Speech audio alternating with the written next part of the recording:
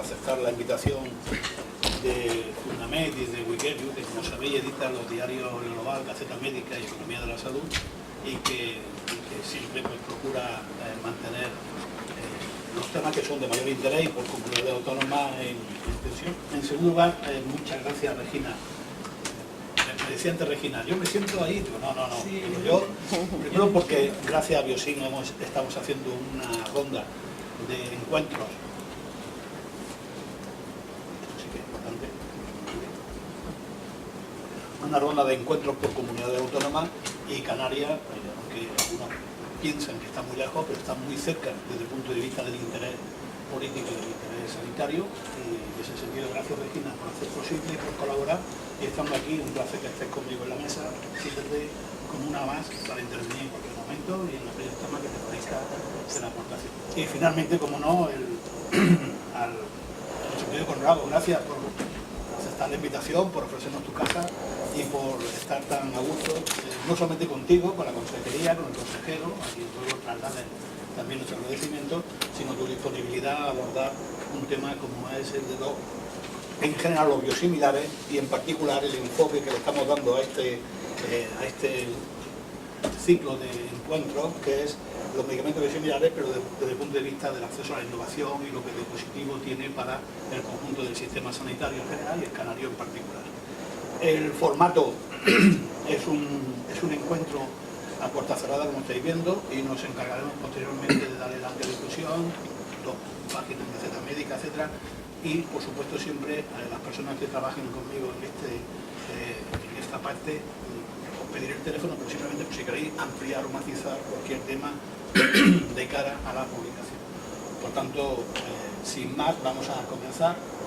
El formato que os voy a proponer es el siguiente: una primera intervención por parte de cada uno de vosotros, donde hagáis una exposición general sobre qué es lo que más consideréis importante y relevante en esta materia, y después entraremos en los debates que surjan con algunas cuestiones que hemos planteado en el documento y otras que por supuesto queda abierto a que en cualquier momento lo podáis presentar. Así pues, gracias, Conrado, y por deferencia aquí no planteo un turno muy amplio ni muy corto, sentiros cómodos para hablar de lo que creáis más oportuno. Y sobre las 2 de la tarde, no más tarde, unas 4:20 de debate, pues nos marchamos, y si tenéis el gusto de acompañarnos, pues tomaremos algo del Muelle Viejo, y los que no tengáis, los que tengáis compromiso, pues os marcháis a vuestros compromisos que tengáis aquí. Jorge, yo también agradecerte que cuentes con nosotros para estas cuestiones. Yo creo que además en la mesa hay profesionales clínicos importantes, y la maestra Bea, que yo creo que también nos va a ayudar a ahondar este asunto, que como bien hemos hablado varias veces, y con Regina también, nosotros estuvimos muy en el centro de la polémica, comillas, con el famoso concurso que sacamos, y nosotros desde el principio dijimos que de alguna manera lo que estábamos haciendo es un abanico terapéutico, no estábamos tomando ninguna decisión que suplantara la decisión de los clínicos, y esto quizás es el primer tema en el que yo sí quiero dejar constancia, y es el tema de los pacientes y de las decisiones clínicas. Suponiendo un escenario que nos pudiéramos encontrar de introducción de biosimilares a través de ese famoso concurso, nosotros lo que siempre nos planteamos desde el principio, y lo hablamos siempre además incluso con la Alianza de Pacientes, con Antonio Bernal, es que en ningún caso nosotros íbamos a sacar a los pacientes que ya recibían un determinado tratamiento, no se les iba a cambiar de hoy para mañana ni nada parecido, y que en cualquier caso siempre íbamos a estar supeditados a las decisiones clínicas. Es decir, si incluso teniendo la introducción de un biosimilar, si desde el aspecto clínico hay que seguir dando el biológico, pues que de alguna manera eso se justificara clínicamente, y por tanto nosotros íbamos a estar siempre en manos de la decisión clínica, pero siempre protegiendo de alguna manera al paciente que ya está recibiendo un tratamiento, porque además, como ustedes saben, eso no son cosas que se pueden cambiar de un día a otro, hay problemas de muchas circunstancias, y lo que sí es verdad es que entendemos que el biosimilar tiene la suficiente solvencia técnica y características que hacen que se pueda suministrar sin ningún riesgo para el paciente, pero siempre bajo la supervisión clínica, que también tiene sus barreras en que yo creo que con el tiempo se va quitando. Quizás es el primer tema que quisiera dejar sobre la mesa de todo lo que supone el impacto para la sostenibilidad del Sistema Nacional de Salud y demás, que yo creo que eso ya podemos hablarlo un poquito más adelante. Perfecto, Conrado, si te parece seguimos por la izquierda. Beatriz González López Barcase, catedrática en Economía Aplicada y amiga de toda la vida ya en el sector y muy experta. Yo en realidad no tenía preparada una intervención así formal, ¿no? Pero a mí me gustaría resaltar quizá dos cosas, ¿vale? Como introducción. Primera cosa, que la gran ventaja de los biosimilares está en el precio, desde el punto de vista de la sociedad, ¿vale? Y que por tanto, digamos, el estimular una competencia en precios para medicamentos con igual calidad garantizada es buenísimo para el sistema de salud, y ahí está el papel de los biosimilares, ¿no? Hombre, me gustaría que nos pareciéramos más a Noruega, donde la rebaja llega a ser del 60% este año respecto al medicamento de referencia para algún fármaco biológico, que a otros países donde la rebaja es de un 20%, porque la gran ventaja es esa, primer punto, ¿vale? Segundo punto, en mi opinión es esencial el poder hacer un seguimiento de los pacientes en cuanto a resultados clínicos, y eso exige el tener bases de datos intercomunicadas entre comunidades autónomas. Canarias solo no tiene suficiente masa crítica de pacientes para hacerlo, exige transparencia, y es un elemento fundamental incluso para justificar desde la perspectiva del sector de biosimilares, para justificar que efectivamente hacen bien al sistema sanitario, porque aportan el mismo resultado equivalente al medicamento de referencia a un coste mucho menor. Quizá un poco también habría que hablar pues de qué incentivos se podrían poner en marcha para que los biosimilares calen, ¿no?, en los profesionales, en los pacientes, etc. Muy bien, Beatriz. No, tampoco se pretende una intervención, sino una reflexión inicial para después ir acotando los temas. A continuación, Daniel, director médico del Hospital Universitario de Gran Canaria, el doctor Beatriz, gracias. Gracias. Pues yo tengo un doble perfil que en este momento yo creo que es una ventaja, es que soy especialista en aparato digestivo, lo cual me hace ser potencial prescriptor de medicamentos originales y biosimilares, y en este momento pues un perfil de gestor. Yo creo que el elemento crítico aquí está en el prescriptor, en la suspicacia de los clínicos. La primera suspicacia, el primer eje sería la pérdida de poder. La pérdida de poder que supone la propia responsabilidad de la prescripción única, y también, y ya que estamos a puerta cerrada, la pérdida de la cuota económica de retorno que provoca la prescripción. No es un retorno quid pro quo, porque no lo es ni lo puede ser, pero sí es un retorno de mejor contacto con la industria. Este retorno no se produce en el mismo volumen en la industria proveedora de fármacos originales. Luego, otra segunda suspicacia, otro segundo eje, son las extrapolaciones que se han hecho en los programas de biosimilaridad, dado que el diseño de la aprobación no es el mismo que en las moléculas originales, porque no está diseñado el programa de biosimilaridad para hacerlo así. Estas extrapolaciones que se hacen entre indicaciones también generan nuevas suspicacias entre los especialistas de la especialidad que no fue probada directamente. Y por último, las propias suspicacias que se generan a partir del marco regulatorio, que es muy particular. Al respecto de la EMA, la seguridad y la trazabilidad, como bien decía Beatriz, y al respecto de la agencia, el famoso listado de no sustituibles, que se blande como arma arrojadiza a la hora de tomar decisiones clínicas. ¿Qué duda cabe?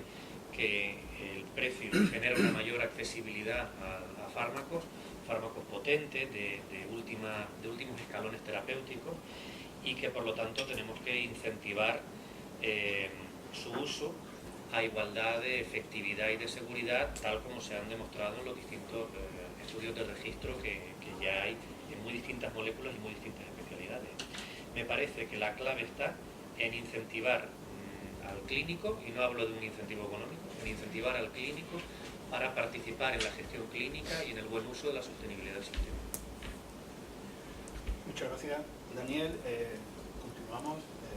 Victoria, por favor, jefa de servicio de farmacia hospitalaria en el Hospital también Gran Canaria, doctor Medellín. Gracias. Bueno, pues realmente el tema de los fármacos biosimilares lleva bastante tiempo en el mercado. Lo que pasa que quizás ahora mismo la gran polémica que se plantea son cuando aparecen los biosimilares que son derivados de anticuerpos monoclonales, ¿no? Que son realmente los que están... porque hasta ahora hemos tenido fármacos como los estimulantes de colonia, insulina, y parece ser que no había problema, o las eritropoyetinas. Sin embargo, en el momento de que aparecen los anticuerpos monoclonales, porque presentan un mayor impacto, y también es verdad que tienen una estructura que puede ser un poquito más compleja, ¿no? Pues es cuando realmente se entra mucho en toda esta polémica. Lógicamente, lo que es necesario para mí, o por lo menos con lo que yo voy viendo continuamente en el hospital, es el tema de la confianza del clínico. Hay clínicos que tienen mucha confianza en el fármaco, pero hay clínicos que no. Y para mí sería fundamental, y yo se los propongo mucho a los proveedores cuando vienen a hablar conmigo, el tema de realizar ensayos clínicos donde involucren a los biosimilares dentro del hospital. Yo creo que eso sería una medida muy importante para que el clínico confíe, porque es decir, muchos fármacos son utilizados sin tener experiencia en el mercado, simplemente por el medio de los ensayos clínicos. Y eso podría ser una fuente importante para realmente dar cabida a estos fármacos. Y luego, por otro lado, también pues tener claro que, como dices tú, es necesario desinvertir para poder invertir, ¿no? Necesitamos poder invertir en nuevas terapias que realmente son más costosas, o nuevas técnicas, o lo que quiera que sea, una redistribución de recursos, y para ello es necesario pues tener que acudir a otros fármacos de menor impacto. Gracias, Victoria. Javier, jefe de servicio de hematología del Complejo Hospitalario Universitario Insular Materno-Infantil, también gracias y bienvenido. Gracias. Yo esta primera intervención había planteado un plan un poquito genérica, de forma que la terapia biológica ha supuesto un avance importante en el tratamiento de algunas enfermedades, pero también ha impulsado el debate sobre la sostenibilidad de nuestro sistema sanitario.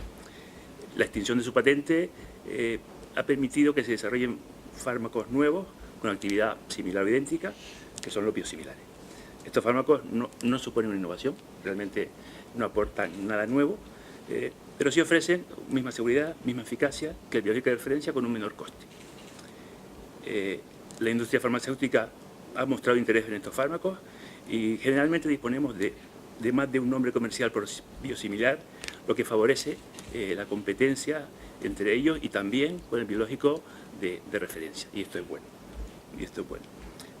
De forma que todo esto va a redundar en un menor coste, incluso prescribiendo al final el biológico de referencia. Va a bajar en cualquier caso. Y esto facilita la sostenibilidad de nuestro sistema sanitario y permite el acceso de más pacientes, como se comentaba antes, a los biológicos o biosimilares. Todo esto es fenomenal, pero se han planteado algunas dudas o algunas incertidumbres acerca de los fármacos biosimilares.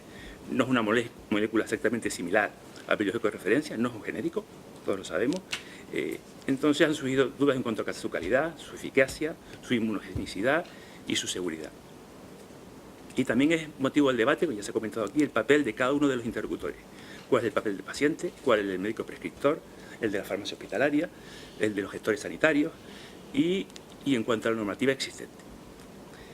Palabras como extrapolación, intercambiabilidad o sustitución han cobrado protagonismo, que son palabras que en el mundo nuestro hace 6 o 7 años no conocían. Pero también es verdad que el tiempo ha dado la razón a los biosimilares, de forma que el rendimiento de estos ha sido el esperado, incluso en las indicaciones aprobadas de forma extrapolada, en las que también el rendimiento ha sido el mismo. Y estoy con Beatriz en que posiblemente sea necesario aportar información de la práctica clínica habitual que demuestren que efectivamente que es lo mismo. Gracias, Javier. Eva, técnico de la Dirección General de Servicio Canario de Salud, gracias también por estar aquí. Bueno, por mi parte, además de todo lo que han dicho los compañeros, yo creo que a la hora de sobrepasar esa incertidumbre y esa suspicacia de los clínicos a la hora de prescribir un biosimilar, es muy importante el que conozcan la experiencia de otros prescriptores, Entonces, no tanto, a lo mejor no sería necesario hacer un ensayo clínico que es tan complejo, pero simplemente el poder disponer de registros de pacientes, de series de casos importantes, compartiendo entre distintos hospitales y ver que realmente funcionan, porque el vademecum que se hace cada clínico a la hora de prescribir no está basado solamente en lo que se publica con evidencia o no en ensayos clínicos. Parte de tu vademecum, y una parte muy importante desde que eres residente, es que prescriben los que son similares a ti. Entonces, ver con evidencia, que a lo mejor desde Biosin se podría ayudar a generar esa evidencia, porque en el día a día de los clínicos no hay tiempo para hacer todos los estudios que les gustaría, pero ayudarles a hacer un registro, a participar en un registro en el que se evidenciara que a nivel de seguridad y de eficacia los biosimilares están funcionando igual de bien. Eso por lo menos de los 3 campos que comentaba Daniel, el campo de la incertidumbre sí que podría solventarlo. El poder económico, ese sería otra discusión. Gracias, Eva. Ahora después yo creo que habrá oportunidades para que Regina se incorpore. No voy a poder evitarlo. Claro, y además es deseable, porque se han planteado aquí ya de por sí algunos adjetivos que podrían por lo menos situar parte del problema. Yo creo que si se tiene bien residenciado el problema, las soluciones. Por un lado se ha hablado de suspicacia, con lo cual confianza, con lo cual incertidumbre. Sin embargo, hay alguna certeza. En fin, sobre esto precisamente es el debate que hay. No vamos a descubrir nada, pero sí que vamos a profundizar y en algún caso claro. Decía el gerente del Servicio Canario que después del año pasado, donde se produjo, pues bueno, por otra parte normal, controversia en relación al concurso, a la subasta, como cada uno quiera llamarle, las aguas han vuelto a su cauce y la tranquilidad, o al menos en apariencia. Yo al menos he visto 3 escenarios que podemos ir desglosando. Uno primero que puede ser muy genérico y a lo mejor no es tan importante, que son si el marco regulatorio actual es el que debería de ser, o por el contrario, en términos de confianza y en términos de sostenibilidad no sería el problema. Y 2, alguien ha hecho referencia, lamentablemente o afortunadamente, a las comunidades autónomas, bases de datos, información compartida. Por tanto, esta primera cuestión que os quería sugerir a vosotros es, desde el punto de vista estatal, ¿qué debería hacer el Ministerio? Desde el punto de vista de regulación, si es que hay que hacerlo. Y 2, si requiere o no requiere de una participación amplia por parte del Ministerio para normalizar la incorporación de los biosimilares. Y aquí ya os dejo que vosotros administréis las intervenciones y os podáis cortar y hablar cuando queráis. Yo creo que por sufridor en este caso de las reuniones de coordinación de las comunidades autónomas, yo creo que una pregunta responde a la otra. Es decir, ¿necesitamos regulación? Yo entiendo que sí, porque además es la única manera de que de verdad nos podamos coordinar. Y puedo ponerte 100.000 ejemplos, desde una oferta pública de empleo hasta la cartera de servicios, a acceso a tecnologías, a medicamentos, a muchas cosas. Yo creo que una regulación que no vaya en contra de nada de lo que ya existe, yo he visto algunas propuestas por ahí, y sobre todo que esa reglamentación, comillas, obligue a la necesidad que tenemos, como bien decía Bea y decían varios más, de que compartamos información, de que seamos capaces de ver si eso está funcionando en otras comunidades autónomas y por lo tanto puede generar confianza en los clínicos, que sepamos realmente cuál es el impacto, porque aquí no solo es el impacto, como bien decía Bea, de reducción de precios, es que eso simplemente, y ya no solo digo en biosimilares, digo en biológicos, a los pacientes que ya tienen, estamos recibiendo propuestas de bajada de precios de más del 30%. No estoy hablando de similares, solo ya de entre biológicos que pasan de una empresa a otra. Los pacientes que llevan el tratamiento por el otro, que en teoría se suele mantener por el tema de herencia y demás, ya en eso están reduciendo y eso te genera un coste de oportunidad brutal que puedes acceder para tomar otras decisiones en el propio ámbito de las innovaciones, en el propio ámbito de las decisiones que muchas veces estamos frenados porque no tenemos capacidad, o todo lo que tiene que ver con tener más capacidad de gasto sanitario, listas de espera, nuevas carteras de servicios y demás. Yo sí creo que el Ministerio en esto es una realidad, debería actuar y debería hacer algo muy sencillo, pero que de alguna manera, comillas, obligara a saber claramente que no haya esos debates de cómo entran o cómo salen, y sobre todo que nos obligue a reportar determinada información a las comunidades autónomas, porque yo creo que esto no es una política de la Comunidad Autónoma de Canarias, creo que esto es una estrategia o debería ser de estrategia de Estado, porque lo que está en riesgo no es la sostenibilidad del Servicio Canario de Salud, sino la sostenibilidad del Sistema Nacional de Salud, ¿no? Yo creo que es un momento también de oportunidad, y el tema de la biosimilar lo veo como un momento de oportunidad para movernos en un escenario diferente, ¿no? Con independencia de vuestra intervención, evidentemente no podemos abstraernos del reciente cambio en el Ministerio de Sanidad. No te voy a preguntar qué va a pasar, porque realmente no lo sepa nadie, pero la impresión que tiene el gobierno canario por los antecedentes de la ministra que me montó como consellera de Sanidad Universal en Valencia hace pensar que cambiará el escenario o que hubiéramos un año. Yo creo que sí, yo creo que la actual ministra, que antes era consejera, y sus representantes tanto en la Comisión Delegada como en el Consejo Interterritorial, eran bastante abiertos a este tipo de cuestiones, donde el Ministerio se estaba bastante más retraído en la toma de decisiones. Ahora entiendo que no es lo mismo estar en una parte de la mesa que estar en otra, ¿no? Pero yo creo que sí, yo creo que la consejera es valiente en ese sentido, y seguro que algo hará, y no sé en qué línea, pero sí creo que el tema biosimilar es algo que ellos también tenían y demandaban en las mesas, ¿no? Cabe pensar que no lo debe dejarse en fronta, no solamente en los temas más sociales. Vale, por favor, sobre el tema del Ministerio que va a apuntar. Gestión clínica. Si nosotros incorporamos desde arriba la indicación de que la microgestión de coger un bolígrafo y hacer una prescripción, una receta, que ahora la hacemos con receta electrónica, mal está que diga yo que hable aquí del bolígrafo delante de Conrado. Si incorporamos al prescriptor en la gestión del ahorro y que parte del ahorro retorne al centro de gasto, entonces venceremos la suspicacia de la pérdida de poder económico, que es un motor importante a la hora de la elección a igualdad de efectividad pero distinto precio. Y si no se ha podido impulsar mejor por las comunidades autónomas, se impulsa desde el Ministerio la implantación, el despliegue, o llámese como sea, de la gestión clínica, bueno, pues entonces incorporaremos al clínico a la gestión a la fuerza, pero una fuerza además sentida por ellos como con un retorno y con un beneficio. ¿Beneficio en términos de mejora de la nómina? No, si tampoco se pide de los clínicos eso. Beneficio en la mejora de los equipamientos, de los fungibles y de la gestión de bases de datos, de la coordinación de data managers, de coordinadoras de estudio.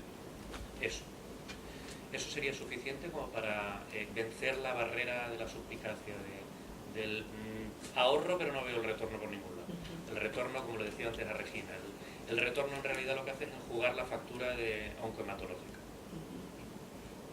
¿Asentía Victoria antes? Sí, precisamente que hay comunidades autónomas donde ya están hablando del tema de el observatorio de los fármacos biosimilares, ¿no? Entonces lo que se pretende un poco es ver, para lo que hablábamos antes, de comparar un poco los resultados en función de aquellos pacientes que hayan sido sometidos a cambios o hayan sido sometidos a bioswitch en el tratamiento de los fármacos, y ver realmente cuál es la respuesta que realmente se está teniendo. Sobre todo esto para mí también es importante de cara al tema de la confianza, y por supuesto lo que dice el doctor Ceballos también, el tema de que retorne nuevamente con inversión en los propios servicios o tecnologías o medicamentos innovadores o lo que quiera que sea.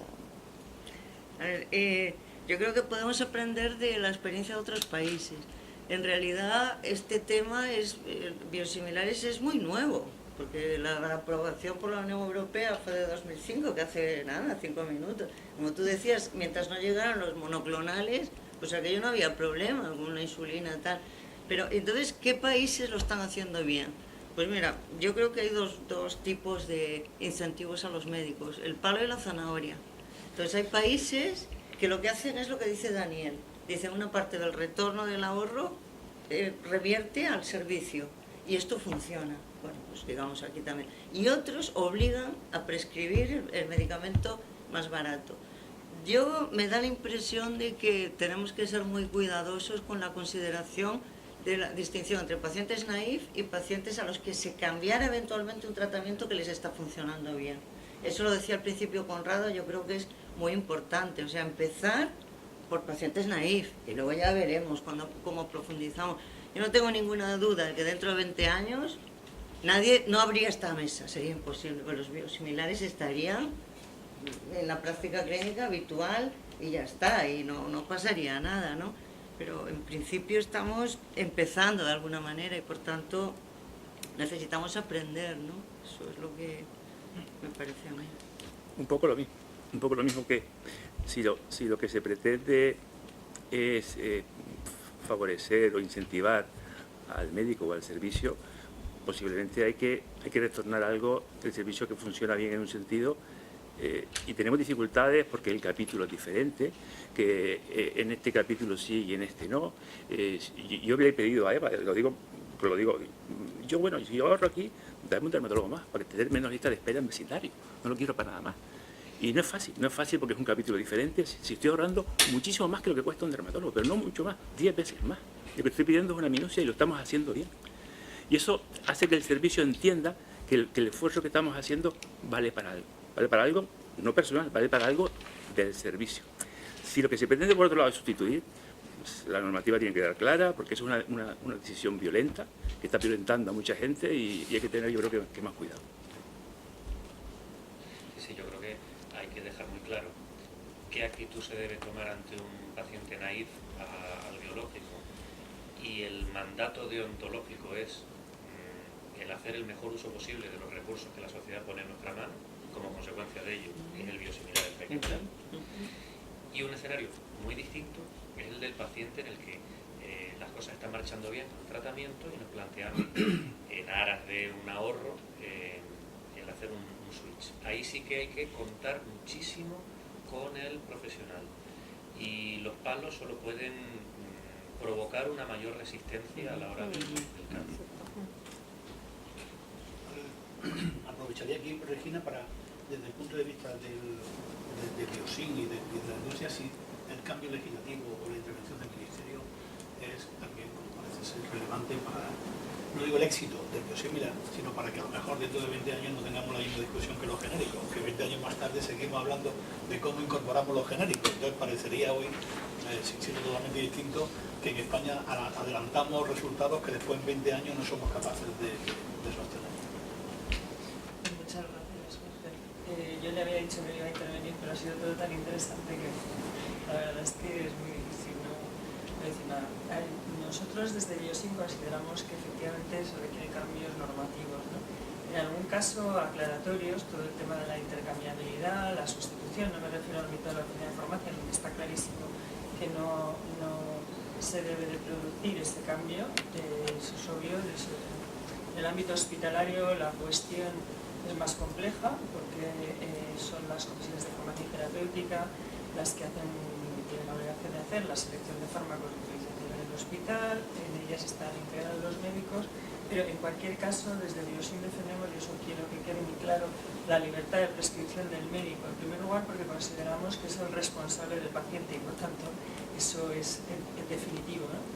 Y además también porque creemos, como todos habéis dicho, que no se puede hacer ningún cambio en contra de la opinión de los médicos, ¿no? Sería casi suicida intentar hacerlo en contra de ellos. Beatriz ha comentado el 60% de rebaja en Noruega, ¿no? Que los fármacos biosimilares deberían hacer más rebaja. Yo no voy a poner ninguna cifra porque obviamente no me corresponde, pero lo que sí, Beatriz, uno de los planteamientos que hacen las compañías que pertenecen a Biosin es que ese porcentaje de descuento dependerá también del volumen de ventas que puedan tener. Es decir, tú no puedes, estamos en un sistema en ese sentido un poco perverso porque fijaos que los biosimilares, que el 95% son de dispensación hospitalaria, están sometidos a dos intervenciones, que es la cuadratura ya casi del círculo, ¿no? O sea, por un lado van al ministerio a obtener un PVL que solo va a servir como precio máximo de licitación, porque después van a ser sometidos a otra erosión de precios por el concurso del servicio de salud y después muchas veces a una tercera que es el hospital. Entonces, y en toda esa petición de bajada de los precios nadie garantiza un mínimo volumen, es decir, que yo he podido bajar un 60% y vender 2 envases. Yo si vendo 2 envases no puedo bajar un 60%. Esto es algo que habría que tener en cuenta. Pero nosotros en la adquisición hospitalaria lo que defendemos con toda la novela de muchas veces es el acuerdo marco, ¿no?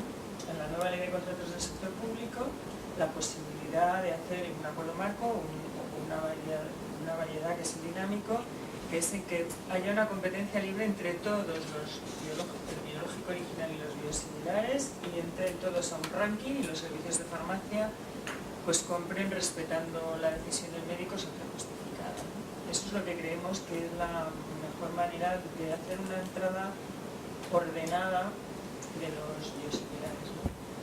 Que es como nosotros creemos que deben de entrar. Yo no puedo estar más de acuerdo con el doctor Ceballos en todo lo que ha dicho. Creo que ha dicho cosas muy interesantes, como el tema de la pérdida de poder, los temas regulatorios, y como el médico tiene sus dudas alrededor de estos temas regulatorios, en los que también el doctor Hernández ha intervenido. Pero yo quiero decir que estas dudas son un poco inducidas, porque realmente la intercambiabilidad del médico la hace todos los días. Es decir, el médico cambia, no cambia el principio activo, cambia de medicamento como es natural. Es decir, decide que el paciente le va a tomar esto y tomar lo otro. Y es muy curioso, como decía la jefa de farmacia, ¿no?, que hasta ahora parece, porque creo que también has comentado, que no había ningún problema con los biosimilares, que llevan 12 años en el mercado, ¿no? Y se dan ahora porque estamos en la parte importante económica, en donde el impacto económico es ya y va a ser mucho más potente. Entonces yo creo que no deberíamos de hablar de dudas científicas cuando lo que estamos hablando es de casi de cuestiones económicas. Yo añado otra cosa, no sé si me estoy pasando de mi tiempo, perdonad, pero es que me parece algo tan interesante. Cuando hablamos del ministerio y de cuál debe ser el papel del ministerio, yo creo que es clave que el ministerio, a través del Consejo Interterritorial del Sistema Nacional de Salud, establezca un plan estratégico del desarrollo de los biosimilares en el sistema, que incluya muchas de las medidas que aquí se han comentado y que sin duda tiene que incluir el registro de los pacientes. Esto es una carencia que tenemos en el sistema sanitario español brutal, no solamente en los biosimilares, en todo. Un registro de pacientes que nos permita hacer estudios coste-efectividad, o sea, en práctica real, cuando ya se están utilizando. Porque hacer ensayos clínicos, como también se ha propuesto, no parece que sea lo más adecuado. Someter a pacientes a ensayos clínicos innecesarios no es lo adecuado. Estamos teniéndolos ya datos de vida real. Si tenemos un registro podemos hacer estos estudios coste-efectivos. Y ya con esto acabo, es decir solamente que la Comunidad Valenciana, precisamente, el nuevo equipo, pues la directora general de farmacia, Patricia Lacruz, estuvo explicándonos el otro día. La nueva del ministerio, ¿no? Sí, claro, la nueva directora general de farmacia del ministerio nos estuvo explicando cómo han hecho precisamente en la Comunidad Valenciana los registros para una serie de fármacos, entre ellos los biológicos y biosimilares, que les permiten tener datos de efectividad en vida real cruzado con los costes. Y esto lo revierten a los médicos, ¿eh? O sea, los médicos luego les envían sus datos de coste-efectividad en función del uso de los fármacos. La segunda parte, que es importantísima, que es cómo incentivan a los médicos que mejor están haciendo uso de los fármacos, esta no sé en qué ha quedado, pero yo esta sí que creo que necesita un consenso nacional, la de incentivos a los médicos. A mí me gustaría también hablar de los riesgos. Y cuando digo los riesgos no me refiero a los riesgos del biosimilar, sino a los riesgos de que esto se abra y se ponga a funcionar. Tiene que ver con lo que planteamos, ya he hablado varias veces, de los acuerdos marco. Porque quienes están ahora mismo trabajando nuevas moléculas biosimilares, ¿qué compañías son? Bueno, pues tienes a Amgen, a Biogen, a Kern, a Sandoz, que es importantísimo. ¿Por qué? Hombre, porque hay que tener cuidado de quien te vende el biológico te va a vender el biosimilar a lo mejor.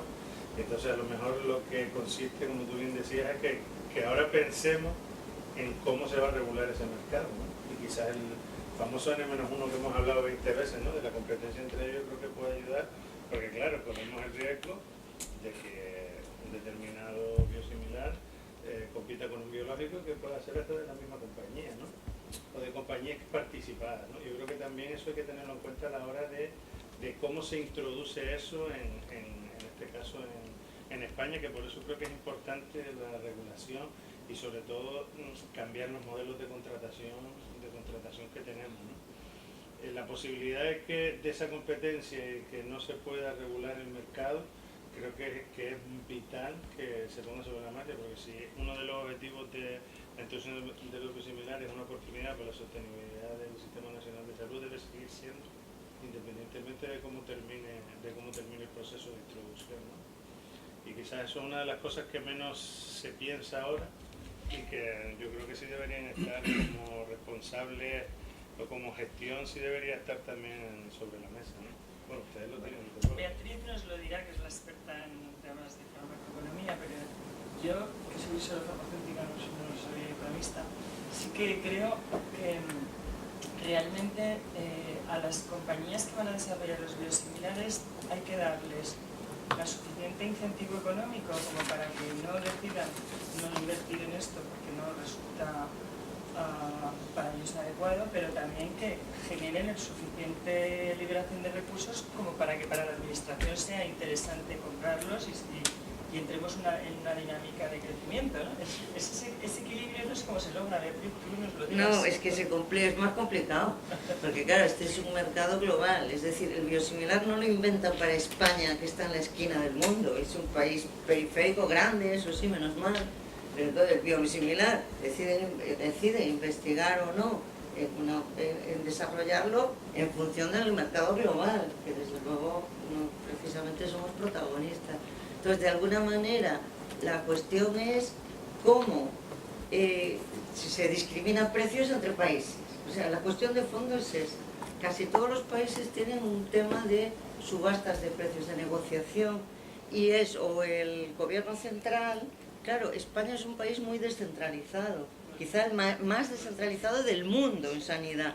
Entonces, claro, aquí tenemos la particularidad de lo que tú le llamas la triple erosión. Me hace gracia la palabra erosión. O sea, te van sacando cachos, cada nivel fija un precio máximo, un límite máximo, los demás van en una especie de subasta a la baja, ¿no?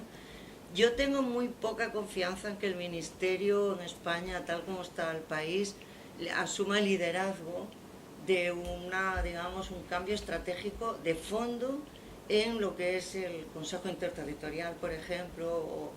Yo creo que esto estaría ligado, entre otras cosas, a que tuviera financiación para hacer políticas de salud, y no tengo claro que vaya a salir. O sea, hay que tener en cuenta que de lo que nos gastamos en sanidad pública, el Ministerio gasta el 0,8%. En los años mediados, finales de los 2000, sí que hubo dinero en el Ministerio para hacer el plan de calidad del Sistema Nacional de Salud y funcionó. Y hubo estrategias importantes que yo creo que han supuesto un avance para el país, ¿no? Desde estrategias ligadas a la calidad del sistema. Yo ahora estoy más pesimista en esto, pero desde luego un tema clave sería el potenciar biosimilares. Para mí es fundamental, porque es fundamental desde el punto de vista digamos, de la racionalidad del sistema, ¿no? Y perdonen que siga insistiendo en mi punto, de acuerdo que el precio tiene que estar en función del volumen, un acuerdo precio-volumen, pero desde el punto de vista del sistema de salud, una rebaja del 10%, mira, para ese viaje tanta alforja no hace falta, ¿sabes? Porque también, en fin, o sea, y ya termino, los precios de algunos medicamentos, bueno, de anticuerpos monoclonales o tal, son escandalosos. De los medicamentos de marca son obscenos. Y medicamentos para tu campo, o sea, para enfermedad autoinmune sistémica, el Crohn, tal, son artritis reumatoide, son obscenos. Entonces, claro, si dices, se baja un 20%, que rebaja, sí, pero un 20% sobre un precio que implica $500.000 euros por un AVAC ganado. Oye, no podemos gastar $500.000 euros en este país por ganar un AVAC, en un cáncer metastásico avanzado, no podemos, porque es un tema ya moral incluso. Estamos sustrayendo ese dinero de gastarlo en donde puede ser más efectivo, ¿vale? Entonces, acuerdos precio-volumen, vale, pero que el objetivo nuestro como, digamos, parte pública, yo me pongo en la parte pública también, es, venga, vamos a intentar llegar a un acuerdo que sin arruinarles y sin eliminar los incentivos globales que tiene la industria, porque Amgen no decide por España, pues, Solo decir una cosa. Nosotros tenemos un borrador de plan estratégico, lo digo porque si estáis interesados, bueno, borrado por supuesto lo tiene ya, pero si alguien está interesado en que lo pasemos, pues con mucho gusto, ¿no? Son una batería de medidas que incluyen también lo que hablaba el doctor Ceballos de la formación a los médicos. Nosotros creemos que es muy importante formar muy bien a los profesionales sanitarios en general y a los médicos en particular, ¿no? Y voy a decir que me ha parecido tan interesante lo que ha dicho el doctor Ceballos sobre la gestión clínica que creo que lo vamos a incorporar. Voy a proponer que se incorpore como un punto, ¿no? Pues sí, es verdad, porque es verdad que todo lo que estamos diciendo no llevaba aparejado pedir al Consejo Interterritorial que reabra el tema o que profundice en un tema que es eterno, ¿no? Llevamos, no sé, hablar de gestión clínica es como hablar de la coordinación primaria especializada o como, no sé, en fin, ¿no? Los temas eternos que siempre hablamos y que jamás se resuelven, pero esta sería una buena. Recuperaré después temas que habéis planteado. No, lo digo porque la última intervención, también provocada por Regina y por el propio Conrado y con Beatriz, nos ha llevado a que esto tiene 3 dimensiones inevitables que tenemos que abordar. Y esta última, que parece que se excede del interés de algunos de los que estamos en niveles más bajos, me refiero a médicos y a pacientes, que ahora abordaremos, que es el modelo en realidad del sistema sanitario, porque detrás de lo que habéis planteado no hay sino un debate de fondo. A mí un tema que os sugiero a ver que alguna valoración. Si al principio de la intervención el propio Daniel planteaba que, también Beatriz, que el ahorro era lo más importante, ¿cuándo saldremos de este debate de que necesitamos ahorrar para invertir? Porque siempre estamos deficitariamente atendida la sanidad, con lo cual a lo mejor hay algún problema mayor que no conocemos y que por tanto cada vez que se produce un ahorro se lo come el propio déficit del sistema. Yo creo que también habría que quizás ahí Conrado en la parte de gestión. Un segundo nivel, que es el de comunidad autónoma, que también se han puesto cosas, ahora volveremos a alguna decisión, y el tercero que me parece muy importante, que son el rol de los dos, entre comillas, agentes sociales más importantes, que el médico y el paciente, y ahora veremos después cómo está el tema. En relación al primero, por concluir el debate general, ¿un pacto es suficiente para abordar el debate o al final la palabra pacto ha quedado tan fuera del prestigio que tiene Conrado como para volver a recuperar algo que ya no tiene sentido y sí abordar otro tipo de medidas? Partiendo del principio del acuerdo marco, de cómo se plantea, del descuento, en fin, con todas estas reflexiones, ¿el sistema sanitario es el que debe ser o hay que cambiar? A ver, la palabra pacto está muy manita y genera mucha, vamos a decir, fobia. Nosotros eso nos lo planteamos, Jorge, y nuestra decisión claramente del equipo de la consejería era que sí, y lo hicimos. La diferencia es que nosotros le cambiamos el nombre, le llamamos compromiso para la mejora de la sanidad pública de Canarias, donde participaron muchísimos agentes, pacientes, profesionales, sindicatos, colegios, y al final pues se pudo firmar por casi todos los agentes del sistema y una serie de medidas, todos los ámbitos normales, o sea, tampoco es que nos inventáramos nada, quizás el proceso innovador fue el hacerlo, no tanto lo que se recoge en el documento, porque son los problemas básicos de un sistema sanitario público como el nuestro en Canarias, con problemas territoriales, accesibilidad y demás. Tú planteas un debate, ¿no? Y es el debate de lo que nosotros llamamos presupuesto versus gasto real. Es decir, nosotros tenemos un presupuesto que nos pasamos de calle del presupuesto que tenemos, con lo cual cualquier ahorro va contra la diferencia contra el gasto real. Y a nosotros nos gusta mucho hablar, lo que pasa es que tampoco es fácil, y creo que Vicky antes lo nombró en el ámbito pero yo lo nombraré en el ámbito del sistema sanitario, y es que nunca desinvertimos. Es decir, nosotros somos capaces de abrir cualquier servicio, cualquier isla, por no centralizarlo en nada, no tener resultados ni de gestión, ni acerca del cuidado al paciente, o a lo mejor ni siquiera resultados de salud, pero ahí sigue. Nadie se plantea cerrar la unidad X. Es muy complicado. Quizás la crisis sí hizo que se plantearan determinadas cosas y también pudo ser visto como una oportunidad, pero seguimos teniendo procesos que se debe desinvertir y que no hacemos nada para desinvertir. Y es un problema además que nuestro territorio se agranda más porque todo el mundo quiere tener al lado el oncólogo, y no tenemos profesionales primero y ni creo que debemos gastar recursos. Yo sí creo que el Ministerio debería hacer esfuerzos, si no en un pacto, porque a lo mejor es difícil a nivel político, porque hay menos en el tiempo que nos acercamos a elecciones autonómicas y en breve no sabemos cuándo, si se adelantan elecciones, no se adelantan elecciones, pero por lo menos en el marco del Consejo Territorial, de verdad, cierta, y yo creo que la última vez me quejé bastante, quizás demasiado, la cierta vergüenza que yo tenga que ir a Madrid y no seamos capaces de aprobar un reglamento para funcionar. Es decir, si el propio Consejo Interterritorial no es capaz de dotarse de un reglamento para funcionar, ¿qué acuerdos vamos a tomar? O sea, ninguno, porque es que no nos ponemos de acuerdo en cómo tomar los acuerdos, ¿no? Yo creo que eso es un reto que tiene ahora el Ministerio por delante y hay que hacer un esfuerzo porque no puede ser, y nos estamos dejando atrás muchas cosas porque además se escenifica mucho, ¿no? Los bandos y este tipo de cosas. Yo creo que hay que mirar un poquito más allá y quizás ahí donde está la clave para trabajar algo como lo que tú dices, que puede ser un pacto o una hoja de ruta común, llámalo como quieras, pero algo donde todos nos pongamos de acuerdo en unas cosas básicas, en la cartera de servicios simplemente. Es que no es la misma en todo el Sistema Nacional de Salud. También es verdad que no todos tenemos los mismos recursos, pero financiación sanitaria, es decir, yo creo que hay aspectos tan importantes ahora mismo sobre la mesa, incluso el tema de atención primaria, los cambios de modelo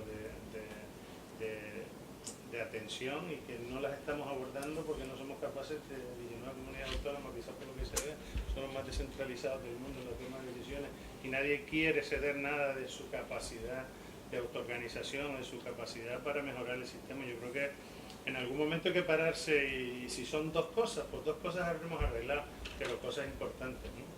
Sin duda, el tema iba en la dirección, lógicamente, de que poder dar beneficios a los médicos o a los profesionales en un entorno de gestión sanitaria, que al final resulta que nunca llegará porque siempre hay alguien por medio.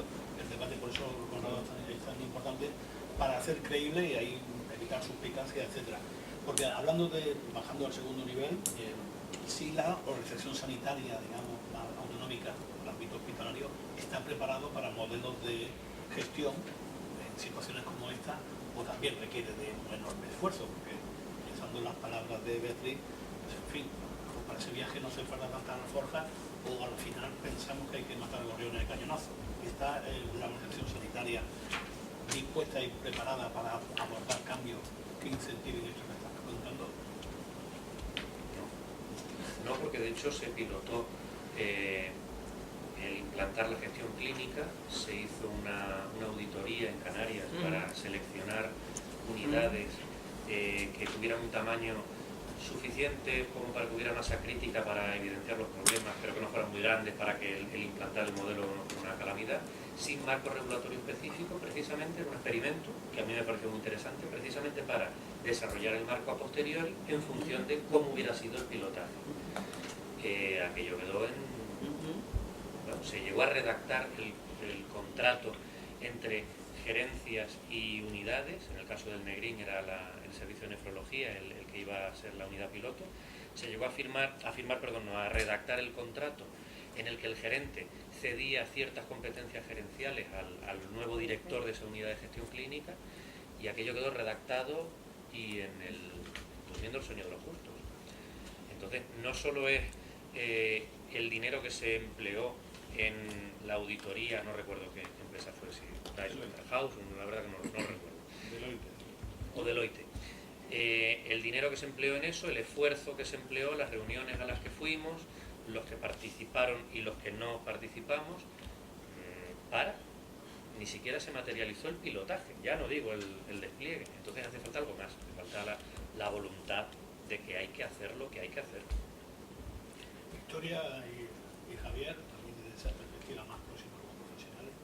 Hombre, yo personalmente creo que es muy difícil tomar decisiones que al final vayan un poco desvinculadas a la parte clínica de la parte económica, ¿no? Quiere decir que al final, dentro de cuando estamos dirigiéndonos en los fármacos biosimilares, donde realmente lo que se pretende es una eficiencia, ¿no? Pues desvincular mucho decisiones que van a ser clínicas de las económicas, ¿no? Entonces, cuando hablábamos antes, por ejemplo, con el tema de los concursos públicos al final es un tema económico, ¿vale? Cuando en parte sí, es decir, yo personalmente creo que es importante unas comisiones centralizadas donde al final fuésemos capaces de llevar más decisiones vinculadas. Solo una reflexión a lo que dices, que tienes toda la razón, porque es verdad, el concurso público es una cuestión económica, pero la nueva ley de contratos del sector público ya permite, incluso incentiva que no se se adjudiquen únicamente por precio, al revés, que tengan otros elementos que formen parte de la decisión final de adjudicación, ¿no? Entonces, ya sé que en muy poca medida, pero yo creo que eso matiza un poco que hay temas clínicos que también podrían entrar, ¿no?, en la decisión. Bueno, en cuanto a los incentivos, si no se puede hacer unidades de gestión clínica, sí se puede saber cuánto gasta cada servicio en ciertas cosas y cuánto gasta nosotros. Y en Canarias, yo creo que Conrado lo sabe perfectamente. Y bueno, no es una unidad de gestión clínica, pero a ciertos servicios se le puede facilitar ciertas cosas, lo llamemos como lo llamemos, que es una forma de estimular y que los otros servicios vean que a este se está favoreciendo por esta razón y no por otra. A mí eso me parece perfectamente legítimo. Y por otro lado, antes se habló de volumen, pues si el problema es el volumen, vamos a centralizar. No podemos centralizar en toda España, pero sí podemos centralizar en nuestra comunidad autónoma. Si ese es el problema, resuelto. Sí. No te dejo aquí apartada para nada, Eva. Por favor, también desde esa parte que me imagino que por relación directa de la microorganización sanitaria.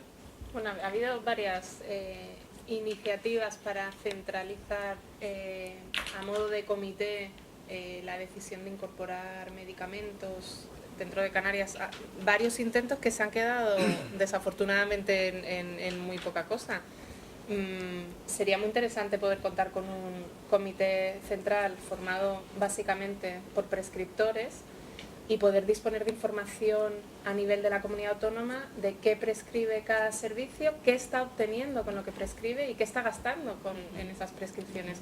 Nosotros cuando estaba en la subdirección del Hospital Insular, cada servicio recibía una información económica, incluso si eran consultas monográficas, cada médico sabía perfectamente cuánto dinero se estaba gastando por diagnóstico, que esa información no solo debería ser recibida por los médicos y por la persona que está encima, sino ser pública para los demás, para saber cómo lo están haciendo en otros hospitales, porque no ya a nivel de todas las comunidades autónomas, pero por lo menos dentro de la misma comunidad autónoma deberíamos de ser capaces de hacerlo. De manera paralela, como se hizo para el Plan Nacional de la Hepatitis C, que se montó, Esa es la experiencia. se montó una base de datos común y transversal. Distintas comunidades tenían distintas dificultades a la hora de cargar datos, pero nosotros podíamos hacer una cosa similar, o mejor dicho, para los biosimilares. Lo que pasa es que en la hepatitis C, que fue, claro, es una patología muy concreta con unos marcadores biológicos muy concretos. En el caso de los biológicos y los biosimilares sería muchísimo más complicado, pero desde luego se puede hacer.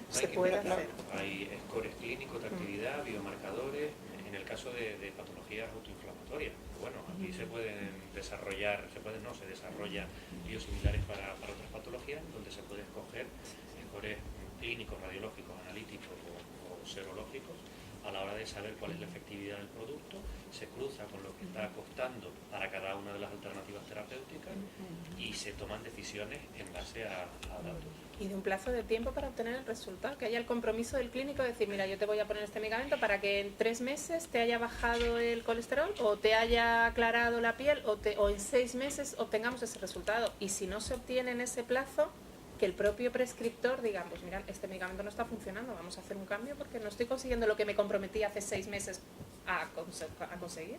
Yo solo decir una cosita, que es que ojo con hacer los registros y las bases de datos centradas en el medicamento. No es un registro de biosimilares, no. Es un registro de pacientes con una enfermedad autoinmune sistémica que tienen artritis reumatoide o que tienen lo que sea. Y de hecho hay registros, pero hechos transversalmente por sociedades profesionales. Crohn tiene un registro, lupus eritomatoso sistémico tiene un registro, existe para España, están todos los pacientes en ese registro. Entonces, claro, ojo, estos pacientes se les sigue los marcadores biológicos, la evolución de la enfermedad y también se pone qué medicamentos están tomando, porque es que si hacemos la base de datos centrada en el biosimilar, yo creo que no se trata de hacerla ad hoc para el biosimilar, sino para los pacientes que está como tratando la hepatitis el Servicio C. Canario de la Salud. Sí. Pero esos registros ya existen realmente en muchos de los servicios. Lo ha dicho Beatriz, Existen parches, Biobadaser ¿no? para reuma, Biobadader para dermatología y Eneida para... Exacto, existen. Pero el problema es que Pero no son oficiales. no podemos extraer Claro. datos de ahí y tomar nosotros decisiones o Interesante evolucionar. porque conecta con el tercer capítulo, digamos, de estratégico que es la participación social a la hora de hablar de implementación de no solamente biosimilares, sino... Y claro, hemos hablado mucho de médicos y una primera pregunta, la propia Biosim ha creado una guía práctica para médicos y cabe preguntarse, ¿el conocimiento del médico es un problema de conocimiento técnico clínico o es un tema de adaptación a una organización en la que tiene que compartir formas de gestión Yo creo que también hay parte de desconocimiento, quizá incentivado por la industria promotora de moléculas medicinales. Porque, ¿y por qué ahora hablamos de biosimilares y no se habló, no se discutió tan técnicamente cuando llegó la eritropoyetina, cuando llegó la hormona de crecimiento, cuando llegó el... ¿Por qué? Por el peso molecular. Voy a dar la versión que a mí me dieron. Porque como pesa 140 kilodalton, es una molécula muy inmunogénica, porque la estructura cuaternaria también tiene azúcares, porque los biosimilares de los anti-TNF-alfa tienen menos glucosa y eso interviene en la captación de los receptores de la superfamilia del factor C. ¿Sí? Qué bien te lo aprendiste. Me lo aprendí muy bien, quedó muy en el cerebro reptiliano, en el tálamo, y ahí queda para mí y para todos los prescriptores. De manera que, bueno, Sí, hay reticencias basadas en la ciencia. Es que los niveles de glicosilación son los mismos que están permitidos para los originales y para los biosimilares. Lo que no les explican es que el infliximab ha tenido 41 cambios en el proceso de producción desde la primera El vez que se infliximab hoy es produjo. su propio biosimilar del Exactamente, que el original. primer biosimilar es el segundo lote del original. Todas estas cosas no las explican. O sea, ha habido una serie de mensajes, ¿no? Pero esos Bueno, mensajes que han calado, pero como calan. tú muy bien dices, pues sí, porque claro, los generan los equipos de médico con marketing y ventas. Y Pero esto también son- porque tocan una fibra, o sea, han dado con el clavo del miedo este que te deja aquí. Y yo creo que una manera de contrarrestar ese miedo es con una información, pero una información dada de una manera, o sea, si pretendemos que se lean el libro que tiene 300 y pico páginas, creo, el libro blanco, el último, Sí, del Perdona, 2017. lo de la guía de los médicos No. tiene 6 hojitas. Vale, porque el otro te vienen todas las Es que respuestas, ya pero no las se lo van a había leer. mandado ya. Yo le he hecho ya una propuesta. Yo tengo aquí. Antes de vayas nada más llegar antes de que empezara la reunión. En relación con las sesiones formativas para Biosim, Es muy además importante. de la información, que hemos hecho un curso con la OMC, hemos hecho la guía de acuerdo con la OMC, ahora estamos haciendo con el Consejo Nacional de Colegios Farmacéuticos, en fin, estamos haciendo muchas acciones informativas y formativas. Hemos hecho sesiones formativas en los hospitales de La Paz, se lo estaba contando, el Ramón y Cajal de la Princesa, el Clínico, la Fundación Jiménez Díaz, Alcalá de Henares, Miguel Silver la semana que viene, el Ramón y Cajal, no sé si lo he dicho. Tenemos ya citas para varios hospitales de Madrid, etc. ¿Por qué? Porque creemos precisamente en eso, que hay que aclararles a los médicos estos mensajes que se les han ido inculcando de una manera interesada y sesgada, dándoles pura ciencia. O sea, nosotros no vamos nosotros, ni va ningún comercial, ni tienen ninguna misión comercial, van médicos que han manejado biosimilares y explican su experiencia, y van médicos, farmacólogos clínicos que han tenido responsabilidades regulatorias en el CHMP o en la propia agencia española y explican estos conceptos de glicosilación, intercambiabilidad, extrapolaciones, de todos estos mantras, ¿no? Incluido César Hernández, el subdirector de la agencia, y aclaran todos estos conceptos que son absolutamente fundamentales, porque como bien dices, se han grabado a fuego, ¿no? Los médicos, y te dicen unas cosas.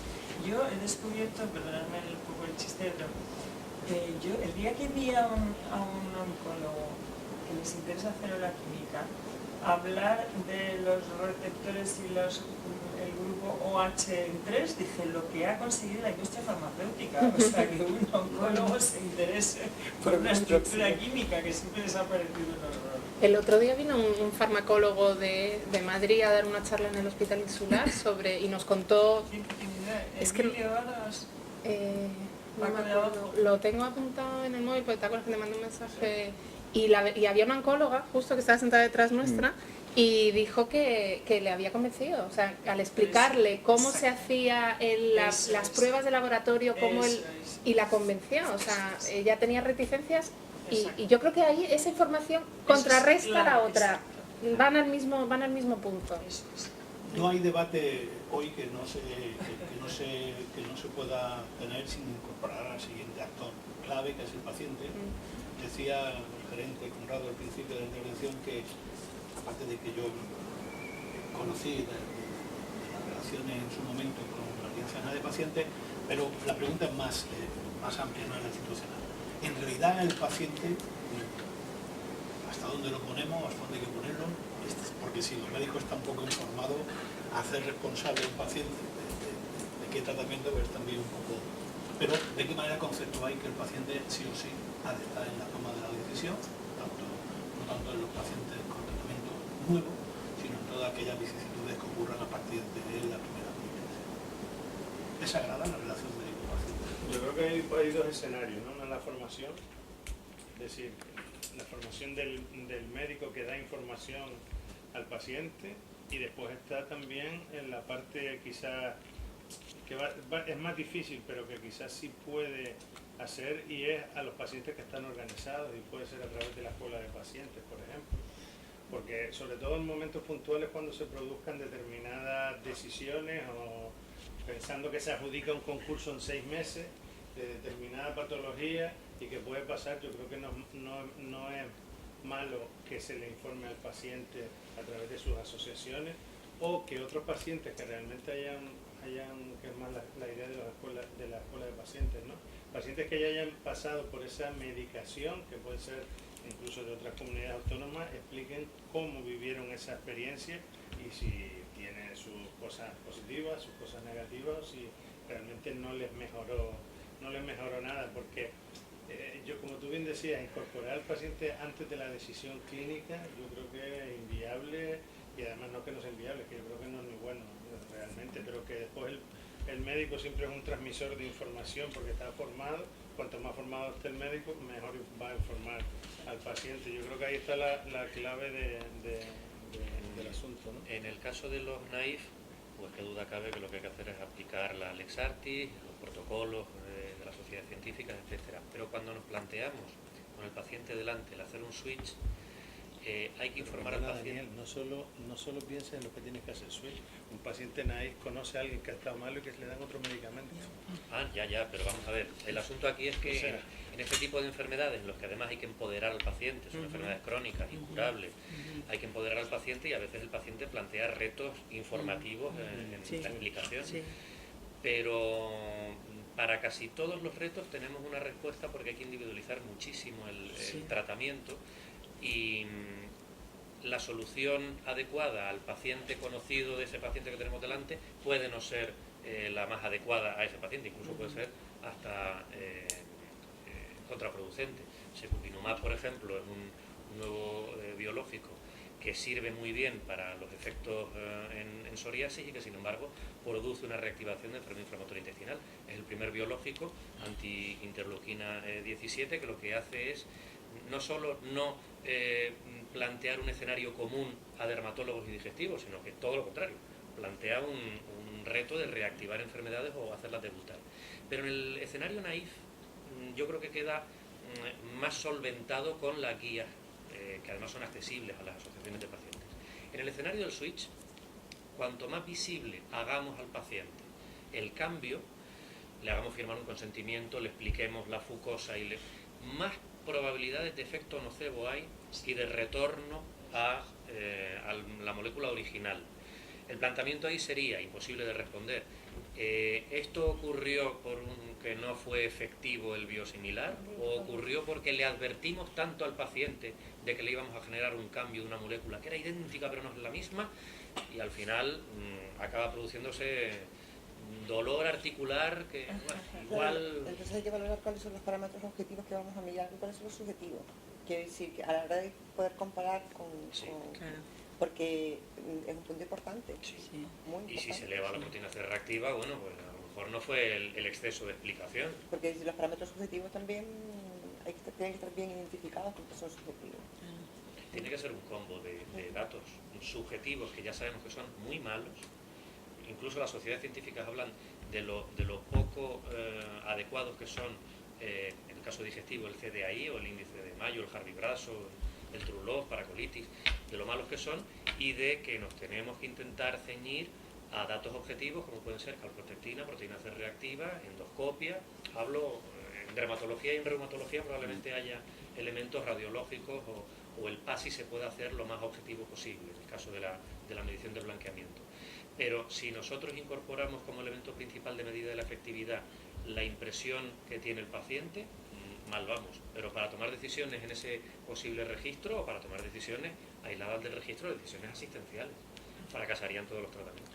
No, en general, un paciente que tiene una enfermedad que le ha afectado por lo menos su calidad de vida y tiene un medicamento que le está yendo bien, Sí. que se lo cambien solo porque sí. es más barato, no le gusta. Claro que Vamos no. a ver si nos Pero y con entendemos. razón. A nadie le gusta. Claro. Vamos a ver. Es porque la única razón no es una medicación innovadora. Claro, No claro. es que esté fallando el tratamiento y va más barato que no. Simplemente que es más barato. Y ahí volvemos a la labor del médico prescriptor, que es fundamental lo que decía antes Daniel, es que es el médico prescriptor, es la clave. Y yo vuelvo un poquito a lo anterior. Sí, son medicamentos, entonces el médico prescriptor tiene que tener unos argumentos que dar. ¿Es igual que un genérico? Bueno, sí es igual, pero para el genérico no hacen falta ensayos clínicos y para este sí. Vaya. Es igual, pero para mi indicación, en psoriasis al revés, no ha sido aprobado, sobre todo cuando empezamos. Ya luego te acostumbras. Pues eso no ayuda. Eso no ayuda a que el médico prescriptor se sienta tranquilo y cómodo. Al principio, luego el tiempo ha dado la razón a la biosimilar y con el tiempo hemos estado todos más conformes. Pero de entrada, cambiar a una persona que le ha ido bien por un medicamento que te dicen que es igual, pero no, si hace falta un ensayo clínico, no es igual del todo como el genérico, no sé si me estoy explicando. No es exactamente igual. Yo no entiendo de glucosa, de fructosa, pero no es igual. Lo que pasa es que yo creo que también todos somos responsables de la sostenibilidad del sistema, incluidos los pacientes, los prescriptores, ¿no? Es que creo que eso me hay que el transmitir. paciente, afortunadamente, todavía confía, no diré ciegamente, pero casi en su médico, porque si eso falla estamos perdidos, ¿no? Entonces yo creo que todo pivota en realidad sobre el médico. Cuando hablamos del paciente, Jorge, al final es lo que el médico le haya dicho. Si él confía en su médico y su médico le dice que eso es un fármaco de garantía, el paciente se va a quedar tranquilo.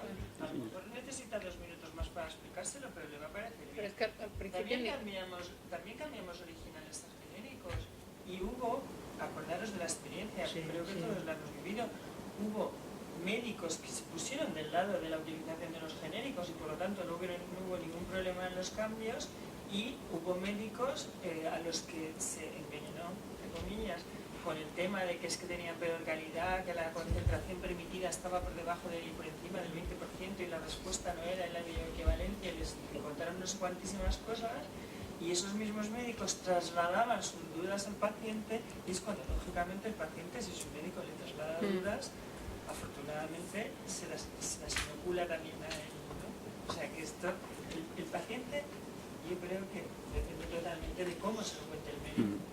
Bueno, los hay que tienen un vecino, ¿no? Pero el médico, si se lo explica bien, neutraliza todo eso.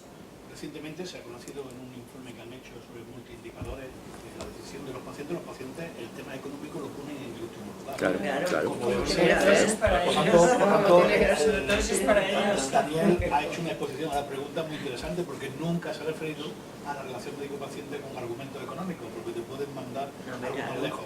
Coincide totalmente con... Tenemos muy coincide poca totalmente. formación cívica y solidaria, porque el sistema es de todos. Pero es que ni todos los médicos en este momento sirven para explicarle al paciente el cambio que van a hacer, ni todos los pacientes están dispuestos a que se lo expliquen, pero sí que hay, nosotros tenemos la experiencia en la unidad de enfermedades infecciosas de un cambio de un medicamento para el VIH por otro medicamento que era más barato, y el médico se lo explica al paciente y le decía, mira, el motivo del cambio es el precio.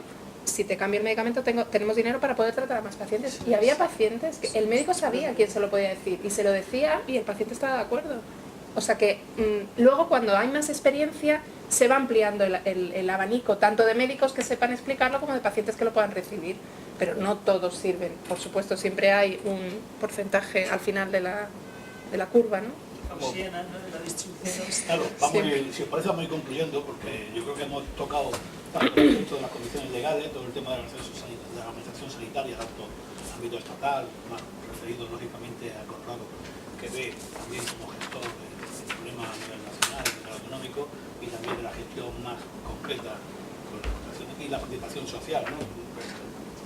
Hay veces que fijaos que hay argumentos que no se deben degrimir, ni tampoco decisiones administrativas que no debieran de tomarse, porque se ha publicado en el Global y en Gaceta Médica, pues el caso de algún hospital en Guadalajara, algún hospital por ahí, donde al final un poco la falta de entender cuál debe ser la relación médico-paciente, pues ha puesto a la decisión administrativa por encima con toda la razón que lleva. Decía Carlos Lenz, en el Ministerio, en una reunión que yo participé, que decía que tan legítimo era el derecho del médico a prescribir como el ciudadano a exigir sostenibilidad o la administración sanitaria a imponer criterios que sean sostenibles.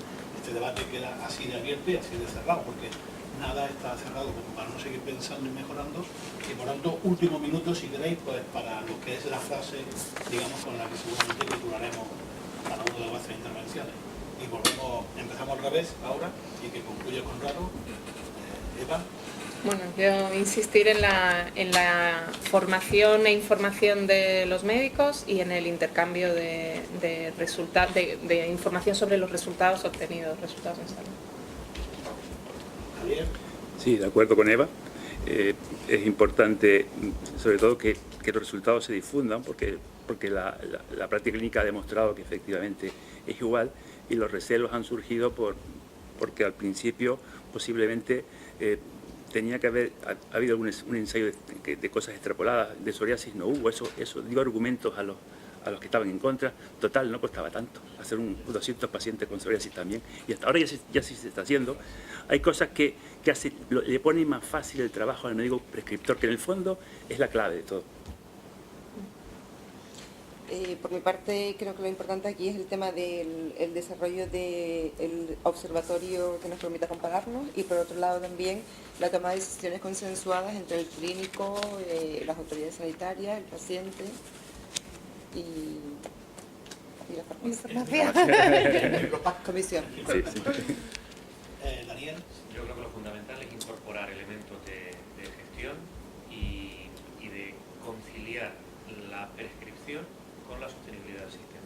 Hay que hacer incorporar al médico en ese punto, para que no solo se piense en paciente, enfermedad, tratamiento más apropiado en términos de guía, sino tratamiento más apropiado también en términos de sostenibilidad del sistema.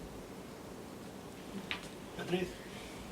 Fundamental tener registros con información de resultados en salud en la práctica habitual, y lo ideal sería que estos registros no fueran solo de Canarias, sino que tuvieran pacientes de, como sea, intentar conseguir quizá a través de sociedades profesionales. Y una vez que tengamos esto, segundo elemento fundamental, ¿qué conseguimos de rebajas de precios para el Sistema Nacional de Salud? Si hay que centralizar a nivel de comunidad autónoma, me parece buena idea. Regina, si te apetece alguna... Yo nada, yo lo primero daros las gracias a todos por estar aquí, aunque lo ha liderado, y gracias especialmente a Fuerza por su esfuerzo de conseguir tener este plantel de superexpertos, que es un lujo. Y nada, deciros que nosotros estamos trabajando en ese plan estratégico, que a mí me han parecido varias de las ideas de hoy, algunas ya estamos trabajando en ellas, pero otras para mí nos han enriquecido mucho las posibilidades de plantear al Ministerio y a las comunidades autónomas, y pediros que si tenéis ideas como las que habéis planteado hoy, nos las hagáis llegar. Nos haríais un enorme favor para seguir adelante. Así que muchísimas gracias. Finalmente, querido Conrado, por supuesto, gracias por atendernos en tu casa, y última reflexión. Mi última reflexión creo que la centraría en que lo biosimilar es una oportunidad para la sostenibilidad del Sistema Nacional de Salud, y que creo que en esto el Ministerio no puede estar fuera, y creo que además siempre se debe hacer bajo la perspectiva de lo que planteaba también Bea, ¿no? ¿Qué vamos a, o qué se gana realmente, qué gana el Sistema Nacional de Salud, y cuál es el coste de oportunidad que se tiene de no tomar decisiones en este ámbito? Pues nada, gracias. Yo, si me dejáis vuestros teléfonos de acceso directo para que la redactora jefa os pueda llamar, y si no, pues os mandaremos un mail con el día que salga publicado, y muchísimas gracias a todos por vuestra asistencia. Reitero lo del principio, si alguno apetece en el sitio, no me acuerdo el nombre, pero es muy viejo, tomarnos algo, pues nos acompañáis y estaremos encantados, Regina y yo, de estar con vosotros. Muchas gracias.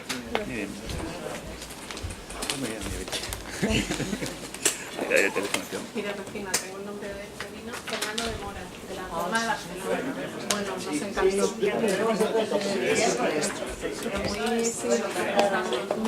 Muy práctico, sí.